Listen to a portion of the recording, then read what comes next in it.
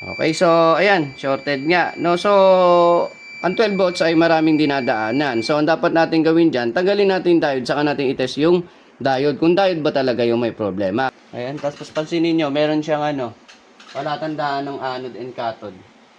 No, so ayan, nag-error pa oh. F1. No, so mayroon pang problema rito, bakit siya nag-F1?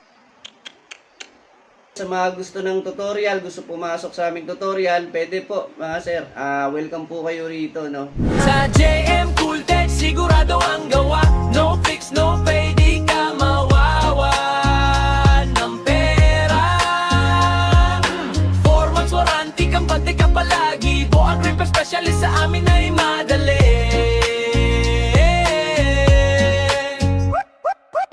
So ayan, good day sa inyo, no? Muli tayong magbablog, no? So meron tayong gagawin dito na iwan error, no? So bago ang lahat, no? Shoutout sa inyo lahat, no? So maraming salamat po sa mga followers natin, no? Then sa mga estudyante natin na nakakapag-repair na ng board. Ngayon, simulan na natin yung PCB board. No, so sa iwan error, no? So kailangan muna natin makita yung sintomas ng isang PCB board, no? Kasi ang iwan po ay tinatawag na communication failure, no? So ang communication failure po, pwede pong sa wiring yan, no, sa site, no, kasi nakakabit pa yan, pwedeng may problema sa wiring.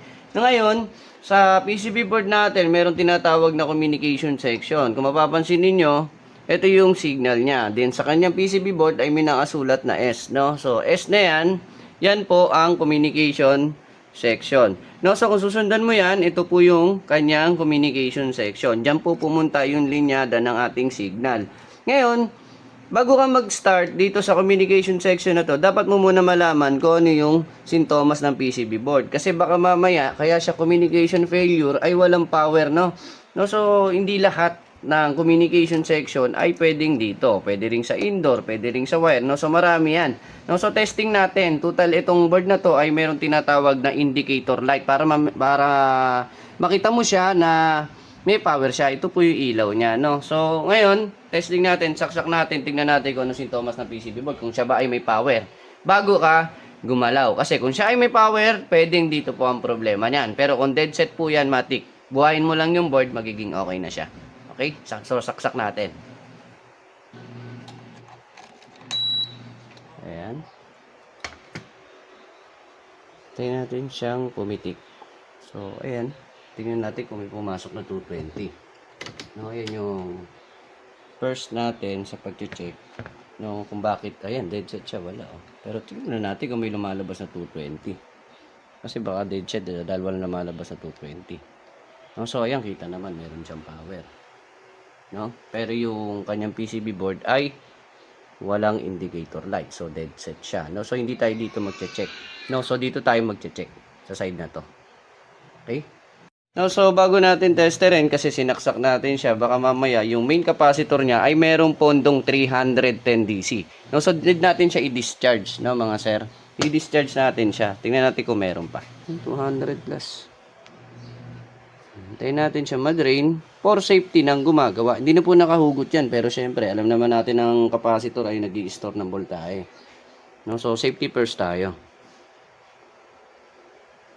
Okay, so dahil meron siya lumabas na 300 DC, ibig sabihin ang rectifier natin ay active. No, so naglalabas siya ng voltahe. No, so dito na lang tayo sa secondary kasi itong rectifier ay primary. So check natin kung merong shorted dito sa ating primary. No, set tayo ng diode test. Continuity na lang para mas mabilis. No, so pailawin natin para makita niyo maigi. Ayan, so tutusok ako rito sa regulator, no? So ito ang 12 volts, no? So input niya, ito yung output niya. Kung dito mo siya makita na merong shorted, ibig sabihin sa 12 volts ka may problema, no? So kung sa 5 volts, 5 volts. Okay, ngayon check natin continuity, no? So check muna tayo sa 5 volts. Tingnan natin kung baka mamaya sa system IC may problema eh. Okay, sa diode ng 5 volts. No, so wala naman siya, no? Then punta tayo sa 12 volts input, no? Ayan. Oh, 'di ba? May shorted sa 12. Ngayon, check natin yung 12 volts na diode. Ito.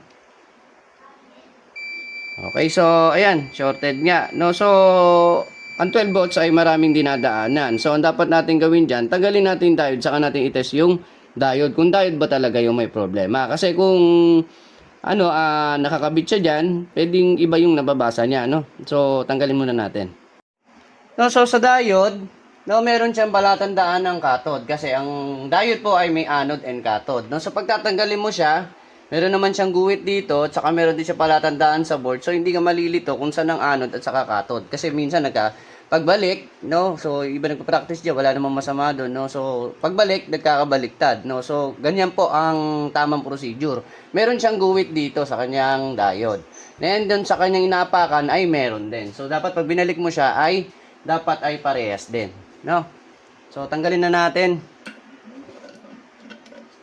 So applyan natin ng desolder paste.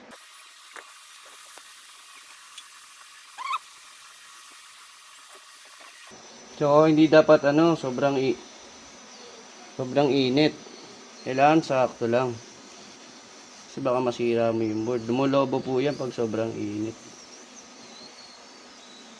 So ang set ng ating ng ating temperature ay 390. So ayan, tanggal na. Ayan, tapos pansinin niyo, meron siyang palatandaan ng anode and cathode. No? So ito yung cathode, ito yung anode. Ayan, testerin natin diode. Continuity test pa rin tayo mga sir. Ayan. No, pag shorted to, matik yan, dali mo na yan. Ayan, so shorted nga siya. No, so 0 na siya. No, so check din natin yung kanyang yung kaninang shorted, yung kanyang input, yung 12 volts. So dito po yung input ng 12. No, so nawala na siya. No, then dito rin po, check din natin. Try natin. Ayan, wala na rin po. No, so yun lang po yung problema niyan, magpa-power na po itong board. Ayan, so ayan, titest natin to. Meron tayong bagong diode, no? Galing pa pong US to. Aray, US. Siya, no? So hindi to shorted. Ayan, yung isa ay shorted. Okay? So kita naman difference ng buo at saka ng sira. Okay? So kabit na natin. Ayan. Lagyan na natin ng desolder paste, no, para mas maganda init.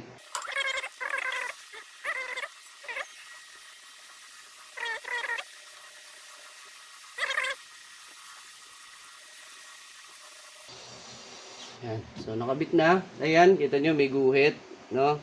Ayan yung kanyang cathode, no? So ayun yung palatandaan niyang guhit. Yung kanina medyo makintab kaya hindi mapansin yung guhit. So ayan, malinaw naman diyan. Okay? And testing. Ayan, saksak na natin, no? No, sana ito ay gumana, no? Yung mga basher ko nga pala diyan, shoutout sa inyo, no? Kung sa totoo lang, no? Hindi lang naman ito basta vlog lang, no? Sharing ito, no? So, hindi ito pagyayabang, no? Binebenta ko rito trabaho ko, no? Para lang sa sharing, no? So, wag tayong ganun, no? Kung inggit pikit, no? Pikit mo na lang. Wala ka namang ambag sa lipunan. Tumahimik ka na lang. Ayan, so may power na. Kita naman. So may blinking siya. Okay, testing, kabit natin compressor. So sa pagkakabit ng ng compressor, make sure lang na tama yung UVW. No, kasi pag mali yan, hindi naman agad masira. Yan, ang mangyayari lang diyan, hindi bobomba yung compressor mo, no? Baliktad yung rotation. Lose compression niya, magulat ka, walang bomba, walang lamig. Yung pala baliktad ikot ng compressor mo. So sa tunog naman, makikita nyo naman sa tunog ng compressor kung may bomba o wala. Sobrang ingay. Okay. Testing. Nahugot na pala kanina kaya nagbiblink na mabilis. No, so ayan, nag-error pa, oh. F1. So mayroon pang problema rito. Bakit siya nag-F1? So check na rin natin kung anong problema na yan.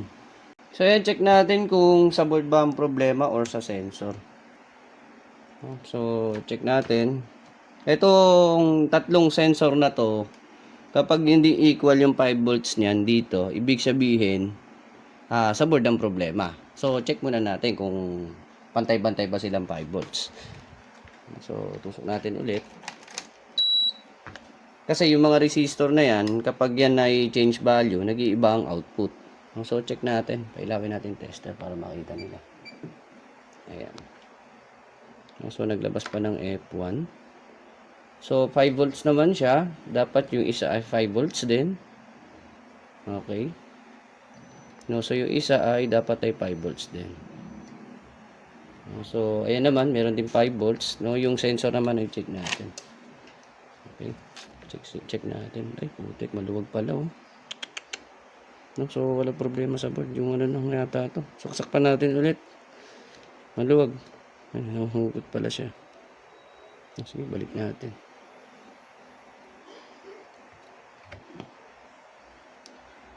Ayun, nag-normal. Kaya nakahugot na. Saksak natin ulit.